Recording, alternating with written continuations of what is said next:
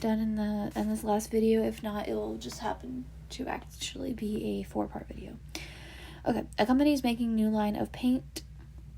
The fixed costs are $2,000 and the variable cost is $15 per gallon. The revenue is $28 per gallon. Find the number to cause them to break even. Roundup is necessary to whole number. So this is not break even point. We don't need to find out how much money will get them to break even, but we do need to find out how many gallons they need to sell to break even. So the break even point is your cost is equaling your revenue. So what is our cost? Our cost is our fixed cost plus the variable cost, right? So there's a 2,000 plus a 15x. What's our revenue? Well, they're selling it for $28 per gallon. Sorry.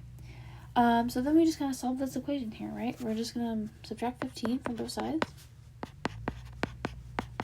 We're given a 2,000 equals a 13x. Divide by 13. So then we get an x that is not an exact number. We get a like 153.84. And like I said in the previous one, I'm going to round down, especially since I saw this in Pearson. That's what they did, because you can't make more of an item if you don't have the supplies. So that's kind of where you will do. And it would be 153 gallons to break even. All right, next one. Choose the number that is a solution to the inequality.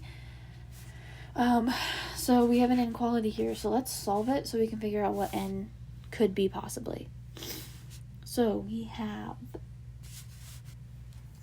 let's get our n's by themselves. So I'm going to add 6n to both sides.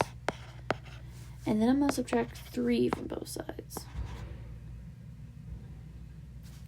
So this goes away and this goes away. So we're left with negative 4n plus 6n, which is a positive 2n. And then we have a negative 5 minus 3, which is adding just a negative number to that. Then we are given a negative 2n.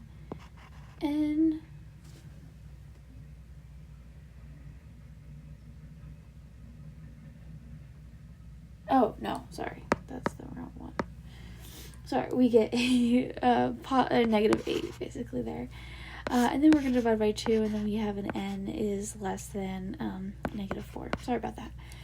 So there is kind of there, and you can give any point. And as long as it's smaller than negative 4, then you're good. So that can be negative 6, or it could be negative 100. And that will fit your solution there. All right, next one. Solve and answer the integral notation. So again, we're just going to solve this. So let's distribute what we have here. We have a 12x minus 3 and a 10x plus 15.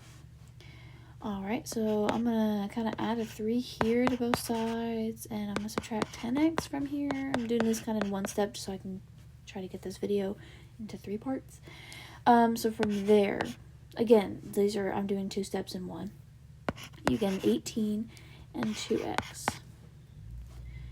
And so far, we don't need to deal with the symbol. The symbol stays the same because we've not multiplied or divided by anything negative. All right, and now we need to divide by 2 from both sides. That gets us a x is greater than or equal to 9. So basically that, if I think of the integral notation possibly is this way, or you could see it as 9 included to infinity. Alright, solve and graph the inequality. So let's first solve this. We're going to add 4 to both sides. So that gets you f is less than 14. I'm going to kind of just choose 14 here.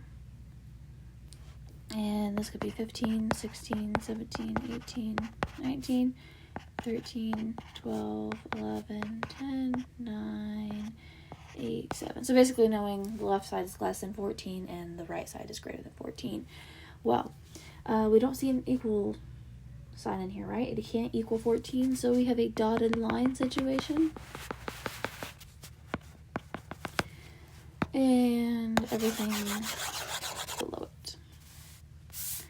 All right, next problem. Company A rents copiers for a monthly charge of $200 plus 10 cents per copy. Company B rents copiers for a monthly charge of $150 plus 25 cents per copy. What is the number of copies where A is higher than B for cost of copier? So they're wanting to see when A is greater than B. So let's figure out what our A side is going to be. We have a $200 charge plus a 0.10 per copy. All right, and then we have for B, $150 charge plus a 25 cents per copy. All right, from there, I'm going to subtract our 0.1 from both sides and subtract 150 from both sides. Again, I'm just doing this in one step because I don't have a lot of room. So this goes away, this goes away. So then we have 200 minus 150, which is 50. And we have an answer of 0.15x here. And we divide by 0.15 from both sides, and we get about a 333 is greater than x. So basically x has to be less than 333 or so for A to be greater than B. All right, let's work on the next one. If the Fahrenheit temp of the regents, I'm sorry if I'm not pronouncing that word right, must be at least 115.23 degrees, then what is the Celsius temp? So, I'm, again, interpreting this. I remember the equation of C equals 5 over 9, the Fahrenheit minus 32. I like to solve this. I'm going to have this as an F situation, or our Fahrenheit equals. Our Fahrenheit equal is going to equal 9/5 of C plus 32. Basically the opposite of what you did in the other one. So from here, they say it has to be, if it has to be at least 115, it needs to be greater than or equal to 115.23. So the way I'm going to write this problem is we have a 9/5 of C plus 32 has to be greater than or equal to your 115.23. So then we're going to subtract 32 from both sides. Then we are left with a 83.23 equals 9/5 of C. From there, we're going to multiply by 5 over 9. So then we have a Celsius temperature that needs to be greater than or equal to 46.23. All right, next one.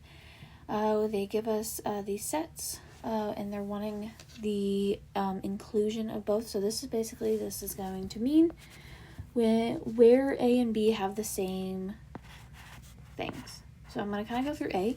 We have an A and A. Do we have an A here? No. How about B? Is there a B in our second one? No. C? Yes, we see a C here, right? And then we have a D, and we see a D here. A is no longer has any more parts, so then we are left with C, D. All right, solve and graph the inequality. So from here, we can solve this by showing, divide by 2 from everything. So we have a 2 is less than x and less than 5. Or x is greater than 2 and x is less than 5. So this is kind of where I'm going to have a label here. We have 5, 4, 3, 2, 1, 0, -1, 6, 7, 8, 9, 10. So basically here you're wanting to see it includes 5, right? And it doesn't include 2, and it's everything in between. That's kind of what they're wanting you to graph there. All right, I'm so sorry, but it's going to have to be a 4th video. And here we go.